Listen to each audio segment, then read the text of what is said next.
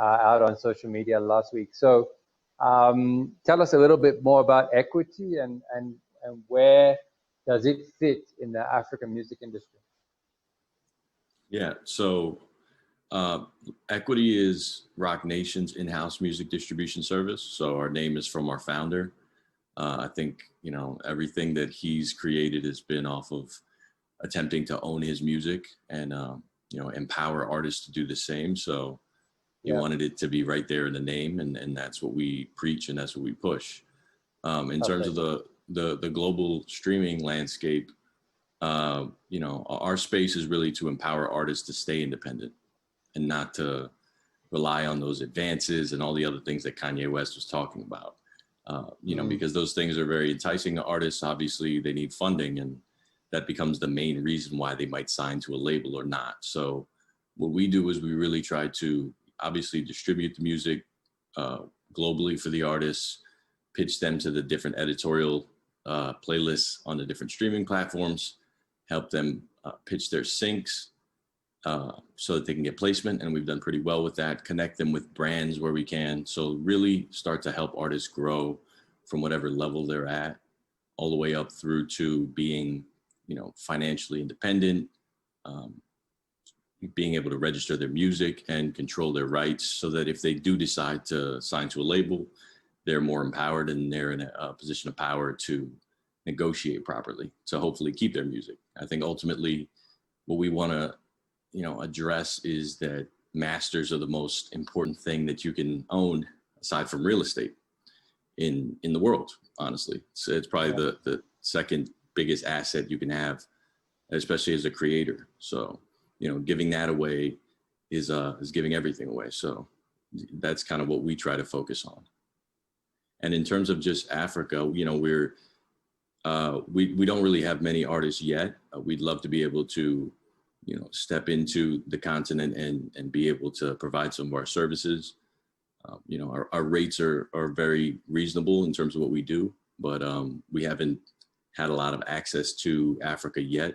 I think this is a good time now that everything is kind of flattened in the world, and we've been focusing a lot more on digital and streaming because you can't really tour at this time.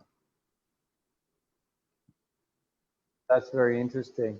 So, so in terms of what has been, let's just take a more global view of this. What has been your strategy at this time? Have you found more pressure from your clients and trying to obviously bring more revenue to them, since digital is the only thing that is working? Have you found a change in the organization and strategy, whatever you're able to share in the last 6 months? Yeah. So yeah, obviously everything had to change for everyone. I think for us specifically, we were doing a lot of live shows and showcases for our talent, which kind of differentiated us from our competition. We obviously had to stop all of that. And we saw that early on, our artists were a little afraid to release music. They weren't really sure if they should be releasing music or what the impact would be. And in the streaming market, we found that certain listening habits kind of died down, right? Because people listen in different moods depending on what they're doing. If people aren't commuting to work or if they aren't working out, that kind of changes their listening habits and the type of music that they listen to. So we really tried to hone in on a lot of the stuff that Munya talked about and a few of the others, like making sure that they get their split sheets right so that we can pitch them for syncs and all that sort of stuff, and just up their game in terms of the knowledge that they're supposed to have. And then really like route everything properly. A lot of release planning, making sure they release more music because streaming is a much bigger piece of the pie at this point. So you need more content out there. I think Daniel Ek from Spotify was a little vilified for saying that artists should just release more content, but I think it's really true in order to cut through and just to generate more revenue when you can't really tour and do shows. And there's not a lot of other ways to generate revenue from your house if you're making music. So you need to release more of it and be more present digitally. So that's kind of where we push the artists to. And for us, it was just a matter of doing more research because, we couldn't be on college campuses and we couldn't be face to face with people. So we relied on a lot of research to find a lot more artists, and that really helped us. Awesome. Actually, I wanted to ask Munya about syncs, actually, but we're a bit tight on time. So what has happened with the synchronization market? For our viewers who are not aware, synchronization is the use of use of music and advertising, film, television, gaming, and online content. Krystian, have you noticed a decline, an incline? Did it remain static? I think that film studios and TV studios that declined a bit. From some of the people in our sync department overall at Roc Nation, they've told us that, you know, there's obviously less filming of television shows and of movies right now, so that's kind of dissipated a bit. But where that has stopped, we've seen brands come in looking for syncs. I think they wanted to be more present digitally. They wanted to do more virtual shows. So we've been engaging more with content companies, with spirits, you know, liquor companies, beverage companies, other companies like that are seeking syncs. Teams and leagues, I think, have been reaching out, interestingly enough, because we work really closely with the NFL, the NBA, and now with AC Milan as part of their partnership with Roc Nation. Yes, and they've been kind of reaching out to us a lot to get sync placements. Awesome. Okay, so obviously there's been a lot of disruption for everyone during this time. How do you see the industry globally coming out of this? What do you see as the next steps as the industry kind of, you know, we have survived, so now we're looking at, you know, a revival phase. What do you see happening from what's been kind of bubbling under for the last 6 months? I mean, I think hopefully people start to, you know, as it becomes safe to do so, do some shows. Yeah. If it, you know, socially distanced, of course, but local shows. And once that stuff starts to happen, we're seeing some of that here stateside. You know, a couple of people doing live shows here and there.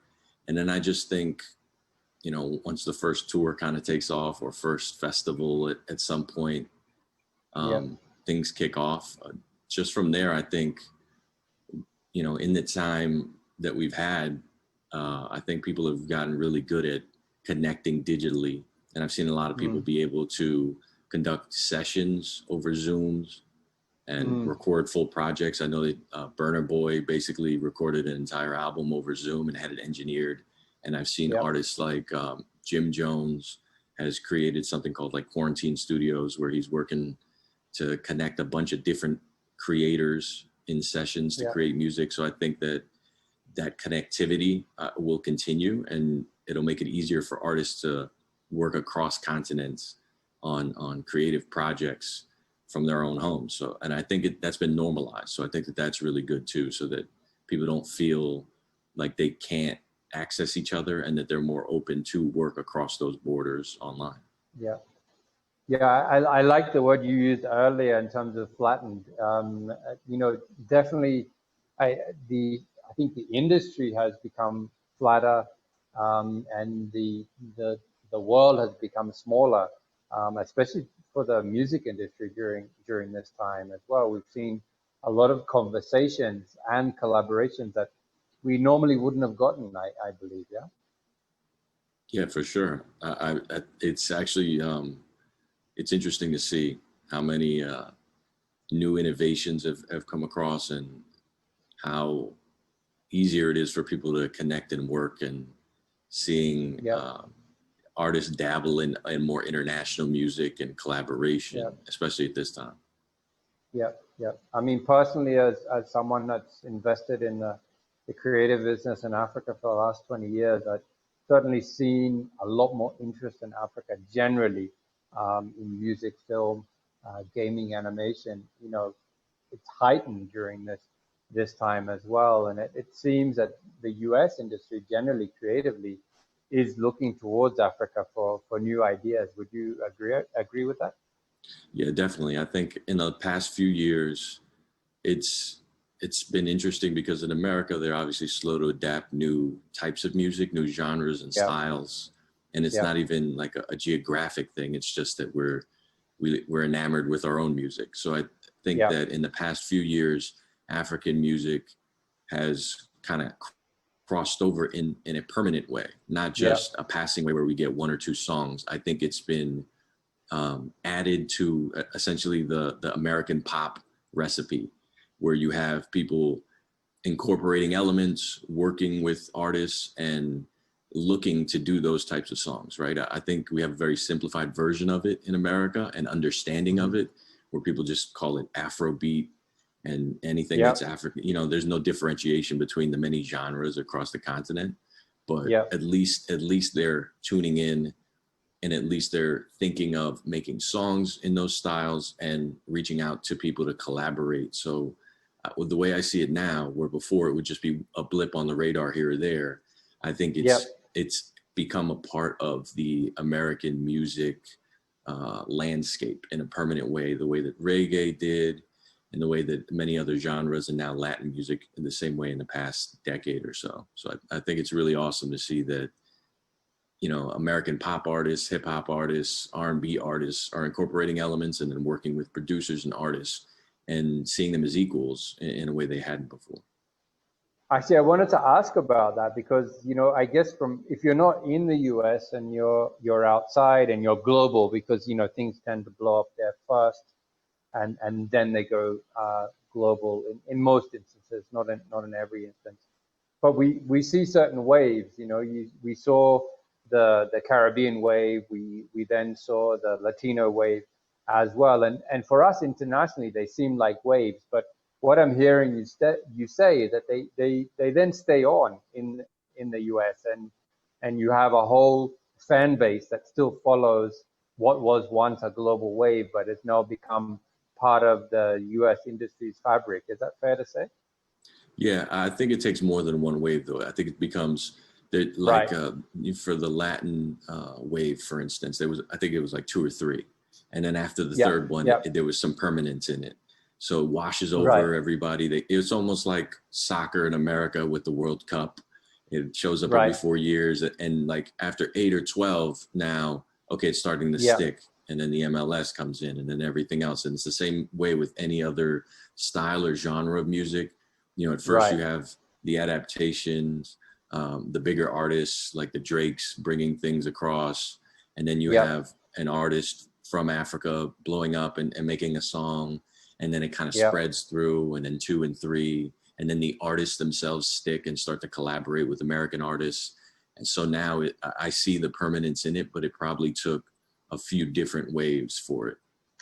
Yep, that's very interesting. I could talk about this for a long time with you. It seems like it's you know, with 2020 hindsight, pardon the pun, we can actually look back and see that there are certain patterns and you can almost create like a formula for it. I mean, we know the creative industry is unpredictable, but there's some makings of a formula there of basically how to get into the industry after some time. Yeah, I think so. I think you start to see the patterns after a while for the different genres and artists, and you know, it's starting now with like UK drill. It's already there, where you know, it's already just stuck now in New York. Awesome, Krystian. Thank you so much for your time.